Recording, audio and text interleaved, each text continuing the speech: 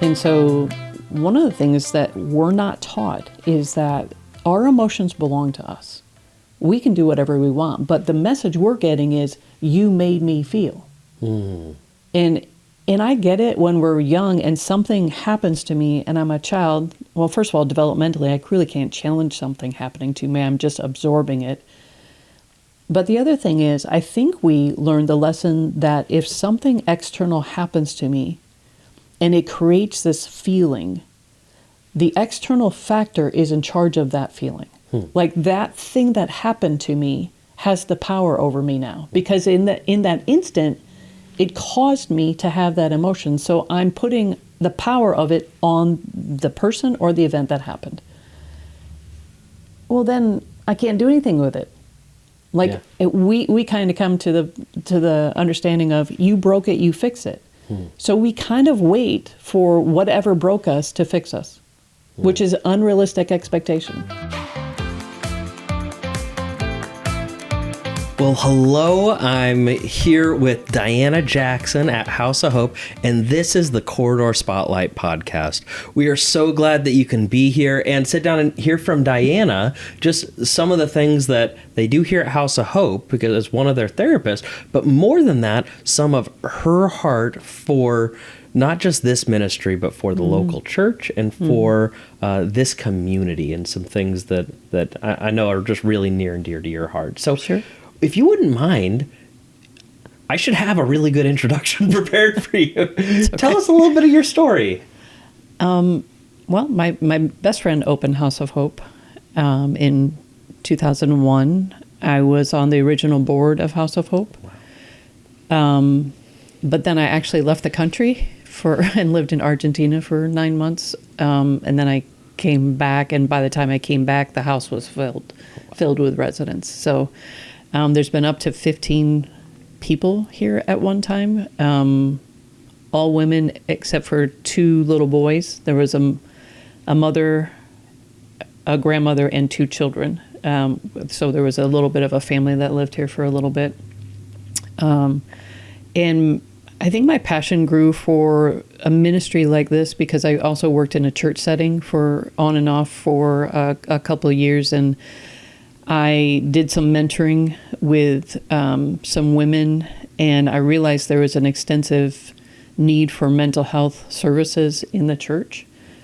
And I would go to my senior pastor and say, hey, is there any way that our church can hire some specialists, some mental health specialists? Because there's a lot of people coming to the church and are very wounded, have maybe significant mental health issues, have maybe significant substance use issues. They're coming to the church, and we don't have the resources for them here. And the response that I would get was, we'll just raise up lay leaders to help them. But the lay leaders really weren't equipped for a lot of the things that we were experiencing, or I was experiencing in the church. And I was coming from a very large church, and I'm like, oh, we're not helping them. But I think that's where people want to go if they have a need. But the churches aren't very equipped to handle that. So I look at House of Hope as, and in fact, it's a reason I went to get my master's degree in mental health counseling, because I saw such a need. And that's why I love House of Hope being an extension almost of a church where maybe the church isn't equipped to work with a lot of people that have a lot of just pretty significant mental health issues. And I love it that we are a place that they can filter them to us, and it's like, we'll take care of us, we'll take care of you, we'll love on you, we're Christ-centered, and it's just such a great pairing for the need that I saw when I was working in the church. So, why do you think so many churches struggle? Why do you think so many churches struggle to either make the leap to bring on a staff person for that's licensed, that has the education, or they may struggle to send someone to another organization to do that work? What do you think causes that? I think a lot of leadership in the churches are looking at filling the spiritual part of people, and the executive director here talked about IQ, EQ, SQ, which I see as the three main components of humanity. My IQ is my intellectual quotient. My EQ is my emotional quotient.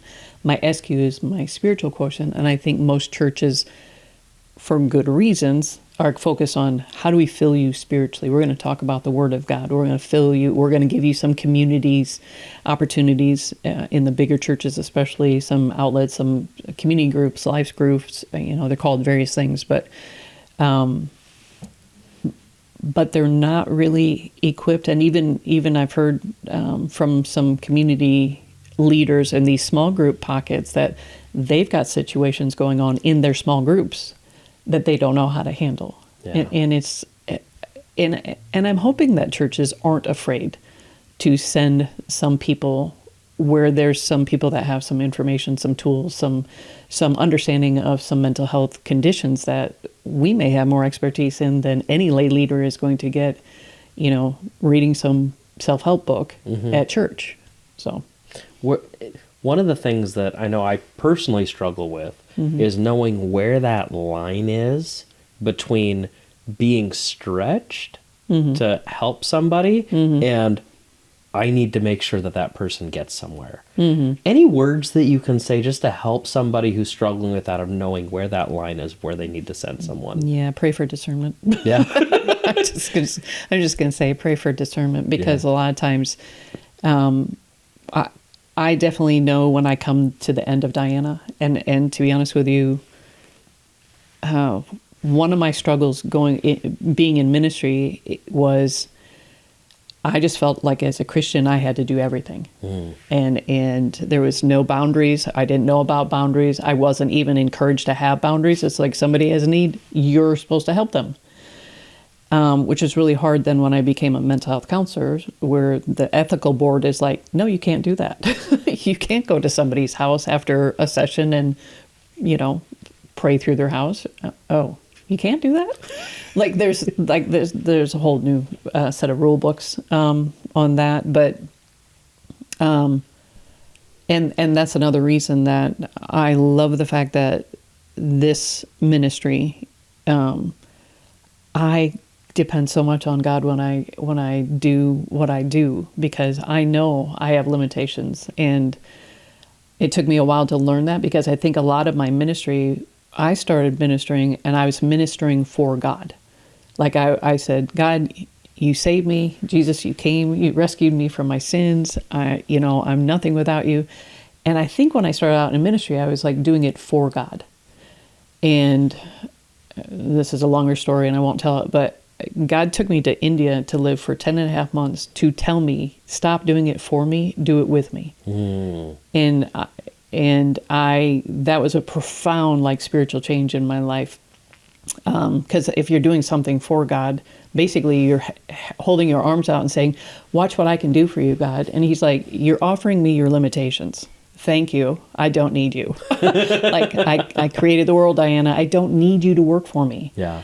But I want to heal some people, and I would love it if you come alongside of what I'm doing. And that has made 100% difference in what I do here, because I need God to do what I do. Yeah. And they need to hear from God. They don't need to hear from me. So. Yeah. And there's things that as a mental health professional, right? There's things that you can do in ways that you can help guide the person, right? Which is helpful, but ultimately it's God doing the work in them. Yeah. And you doing your best to get out of the way and not screw it up. Correct. There's a lot of dodgeball. Oh, sorry. Stepped on your toes again. Sorry. I'll just shut up now and let you talk. Oh.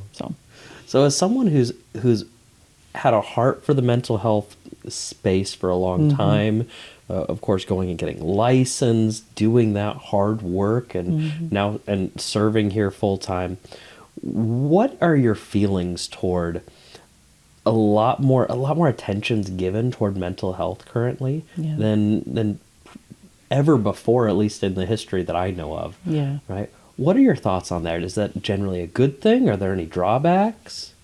I don't see any drawbacks in it. I think it's important that the stigma of mental health has gotten, I think a lot more people are talking more freely about mental health. and there's been some like it's okay shirts, and people are and there's professionals now that are talking about it, professional football players, but they're starting to say it's okay to admit that you're struggling. Yeah. Because you can't solve a problem unless you admit you have one. And most people get to the place where they're trying to manage it on their own, and they're not doing a good job, and they have to come to the place where how I'm feeling on a day-to-day basis is interfering too much. Like it has become a problem. It's like I was a substance abuse counselor at ASAC for 8 years as well, and I always tell people, you'll know your addiction is a problem when you understand how much it's interfering with all of your life. So, is your mental health? Are you so anxious that you can't go to work? Are you so depressed that you can't get out of bed? Are you so anxious that you're isolating yourself in your house and you don't go anywhere? And of course, COVID brought about a bunch of mental health situations. People were then isolated, or type A people who were used to going out and having a good time, and they weren't allowed to do that. They had a hard time coping with having a relationship with themselves, because they were forced to try and figure out how to have a relationship with themselves, because one-on-one contact was limited. So, yeah, and so that obviously has led to a big rise in just awareness. And correct. One thing that I have a good friend, he shared with me that he had been seeing a counselor, and that wasn't the thing that was hard for him. It was that when he shared it to someone else, their opinion of him changed. And it made it hard for him to open up to other good, healthy relationships, because some of them were broken. Right? And I'm sure that you see that all the time. Yeah. So as you think about just the church, right? Because you started in the church, wanting to do that, bring mental health into the church, and now seeing, all right, now we're in a para-church, right, alongside the church ministry. What are some things that churches could do to help this? My biggest passion, and the thing that I talk to probably every single person that I see, is I think we minimize, or our culture does a horrible job with our emotions, by the way. Going back to the IQ, EQ, SQ, our culture spends a lot of time in the IQ.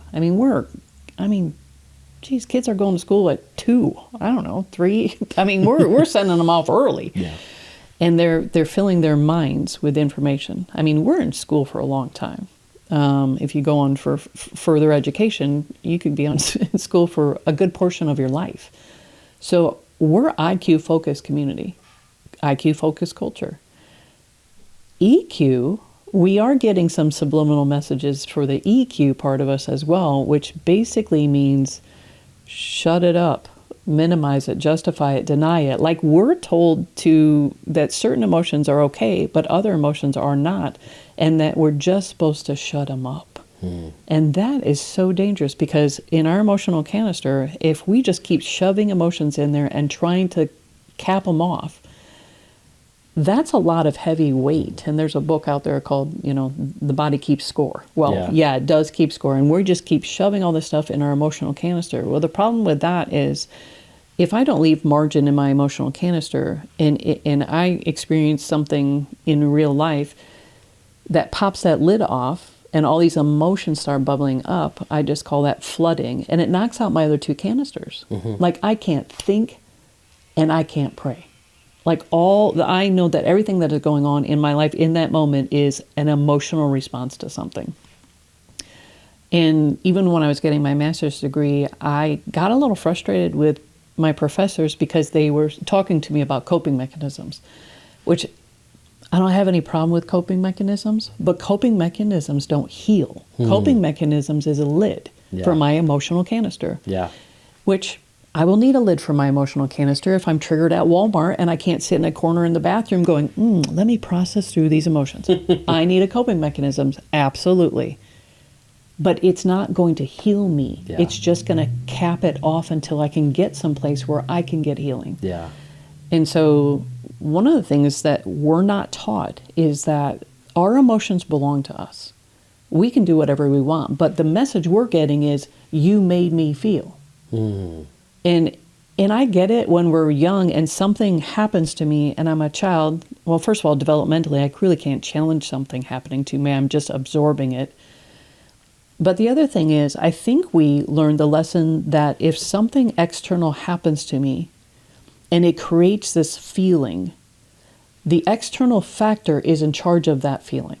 Like that thing that happened to me has the power over me now, because in that instant, it caused me to have that emotion. So I'm putting the power of it on the person or the event that happened. Well, then I can't do anything with it. Like we kind of come to the understanding of, you broke it, you fix it. So we kind of wait for whatever broke us to fix us, which is unrealistic expectation. Or we run away from the thing that broke us to never actually deal with it. Correct. And anytime we see that thing that hurt us, we boogie because we can't handle whatever's going to happen. Exactly. Fear of looking into our past closet is another reason people don't want to address it. And the thing is, what I tell people is, look, you've already survived whatever happened to you. Physically, you survived. Physically, it's in the history books. The only thing that you have to do now is unplug the emotional connection you had with it. Because, Stefan, that's the only thing empowering it. This is how dynamic our emotions are. Our emotions are the power plug to a past event.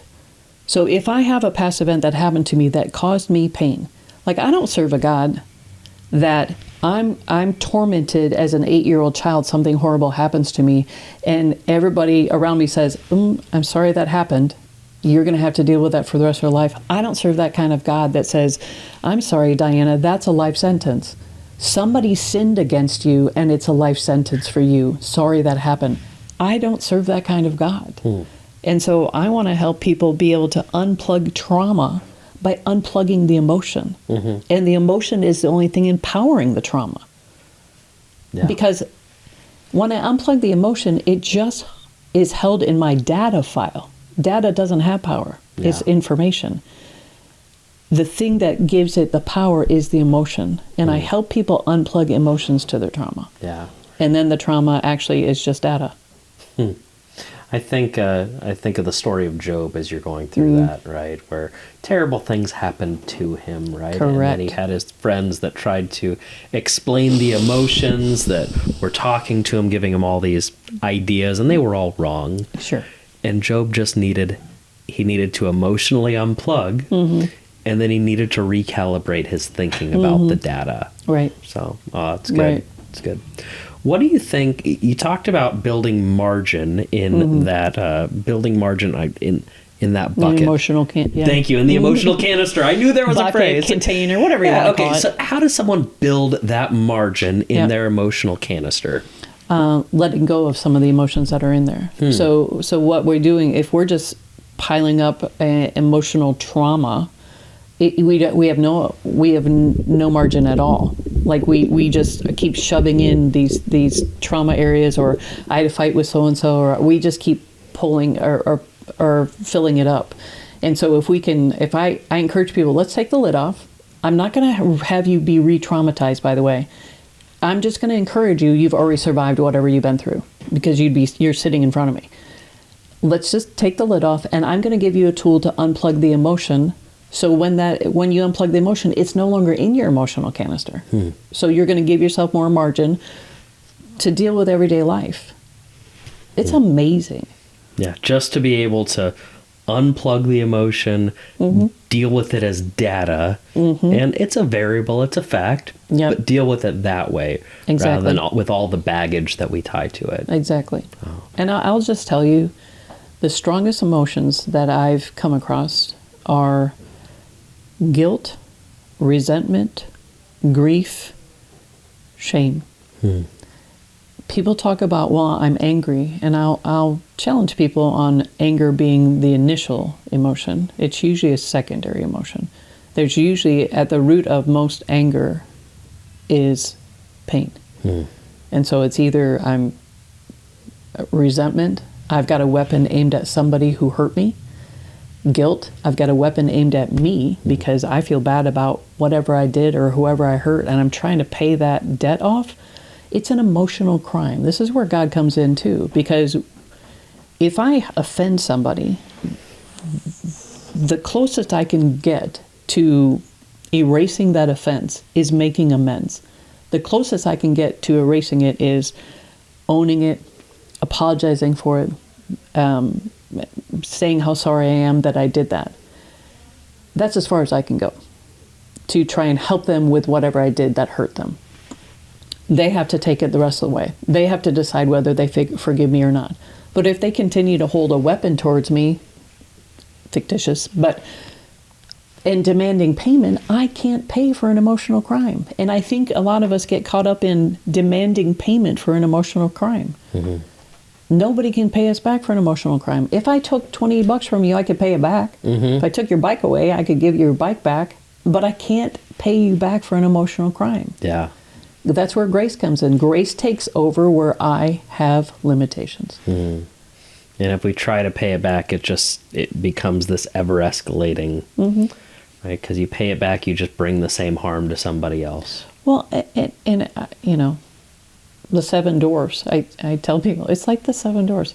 I owe. It's off to work I go, but no matter how I try, I cannot pay back for what I did. Like, I'm trying so hard to pay back this IOU list. Mm-hmm. And sometimes I've made it up in my own head. Maybe this person isn't even demanding payment. Yeah. They've forgotten about it, but yeah. I keep it on my ledger saying I owe this person.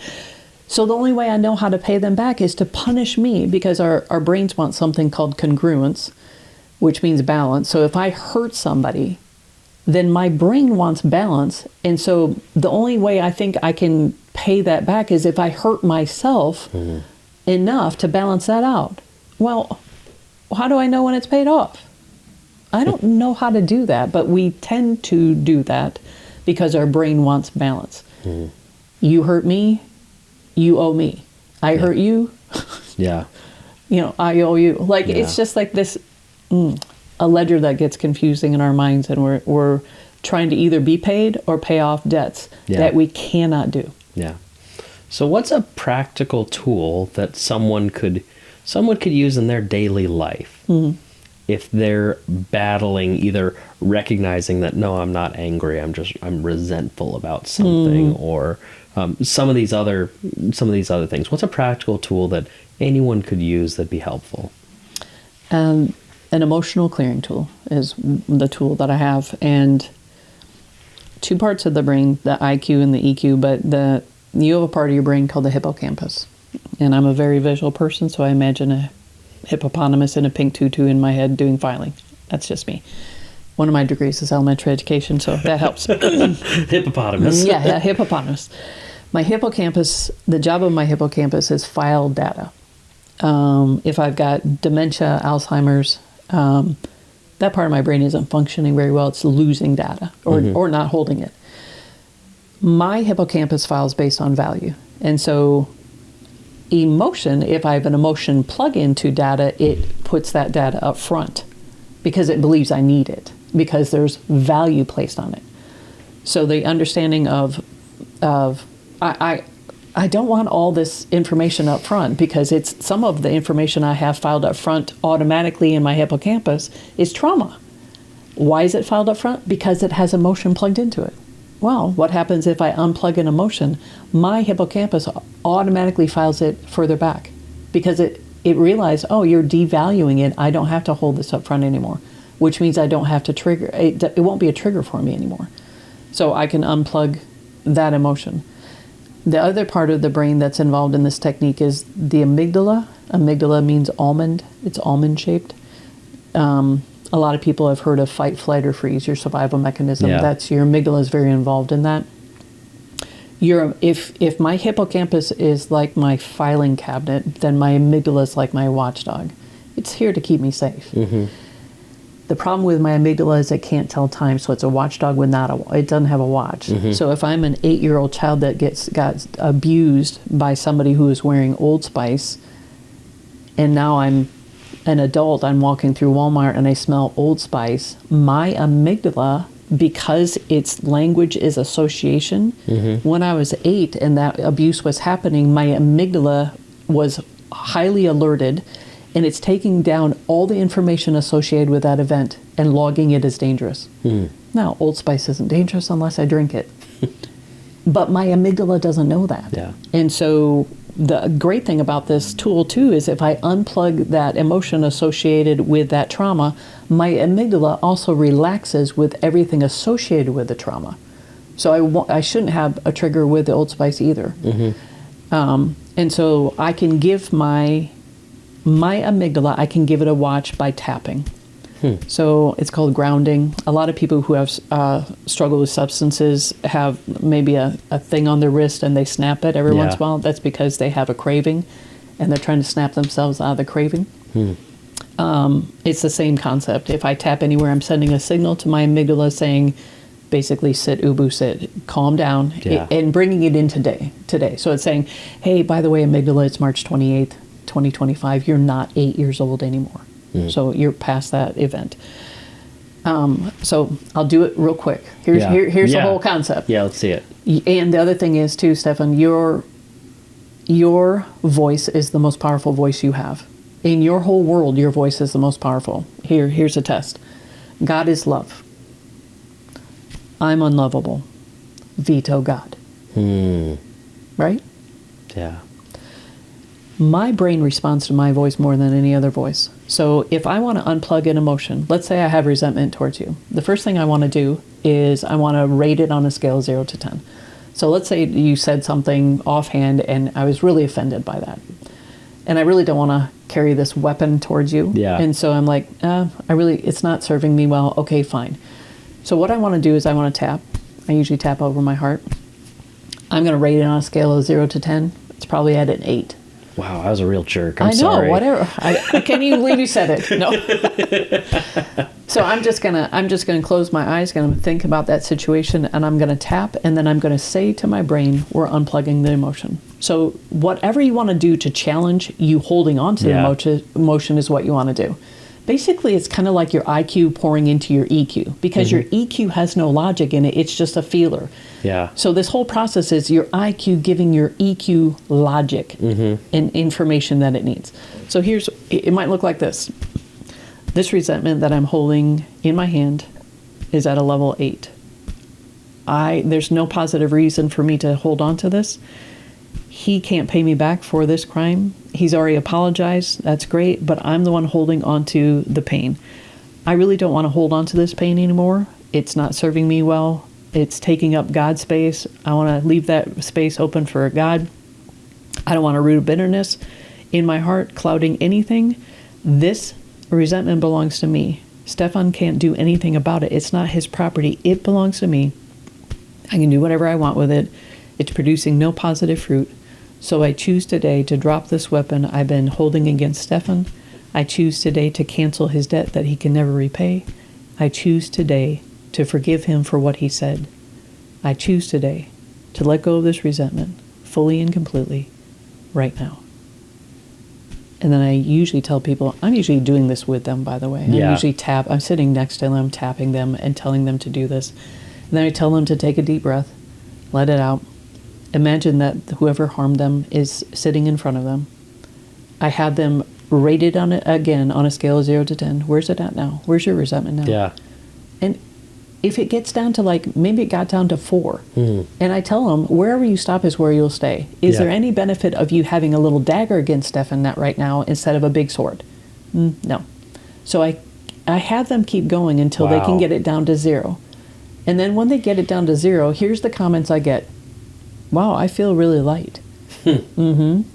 Wow, I feel really different. Some people have tingling in their head. I mean, it's the craziest thing. It's the simplest thing, Stefan. And I'm like, whoever wrote the book, everything you need to know you learned in kindergarten, that's a lie. Yeah. I wish we had all learned how to do this in kindergarten. Yeah. I've used this technique with my nieces who are 8, 7, and 6 years old. I'm like helping them to know that they can let go of emotions and their emotions belong to them. They do whatever they want with. We're not taught that, and I think that has contributed to mental health issues in our culture. Is we don't know what to do with our emotions, and we basically empower the people or the situations that harmed us against us. So just to make sure that I'm understanding it well, and for the people watching or listening to this, it's really like 3 parts, right? So the first is naming the emotion clearly, knowing Correct. what the emotion is, who it's toward, Yep. just clarity on that. Yep. Then you want to rate it on a scale of 1 to 10. Yep. Right? So that you can determine, all right, how big of an offense is it that caused this emotion or brought it about. Correct. And then the last step is logically talking yourself through it, not to validate, but to devalidate it. Exactly. While you're doing that, you're doing something physical. Well said. So you want to go through and name the emotion, rate the emotion, and then devalidate it physically. Let me change that okay, word. Okay, thank you. Not devalidated, because it's valid. Yeah. Devalue it. Devalue it. Yeah, thank you. The devalue it is taking the value off that trauma. You're taking the value off the trauma by unplugging the emotion associated with it. Yeah, so you unplug the emotion. So you go and just say what you should be thinking. What is reasonable? I don't want to hold this against this person. There's no good that holding this against the person is doing. And while you're doing that, something physical. A tap on your chest, on your something to keep your mind fully engaged. Correct. And to replace potentially those emotions from coming up in the past. Again, because they will. When someone hurts you and you feel like you're over it, and then you see them again, that feeling comes back. So you have to go and ground yourself, right? So that's the tapping. The weird thing about this, Stefan, when you said that, is my experience with people that I've worked with this, when they saw that person again, they didn't have, it wasn't a trigger for them. Oh, wow. Yeah, that's what I'm saying. This is amazingly simple, but amazingly powerful. Yeah. They weren't triggered. Yeah. And they weren't, people, I've worked with people who have had nightmares. I've worked with people who were sexually abused, raped, trafficked. And they're like, no, I got my life back. Wow. Because the trauma was unplugged. Oh, I love that. Yeah. I love that. Well, I don't know if the title of this episode is going to be Unplug Your Trauma, but that sounds like maybe there's the title, Jacob. Sounds like a good title to me. Unplug Your Trauma. Yeah. So I love it. Well, Diana, thank you so much for sitting down with me. If this is something that's been helpful to you, there's another podcast that's associated with this one with Jesse here at House of Hope. And this is where Diana is most days oftentimes. Yep. So if you're needing help, if you're going through something hard, or you know someone who might be, steer them to the way of House of Hope. This is a place where they can get healing, get good, solid counsel, but not just counsel for the sake of counsel, but counsel from a Christian perspective that speaks into what people need, recognizing their ultimate need is the Lord Jesus Christ. So if that's something that's would be helpful to you or someone you know, steer them toward House of Hope. Diana, thank you so much for being on this show. This has been just a joy and a pleasure. Yeah, thank you for inviting me. Thank you.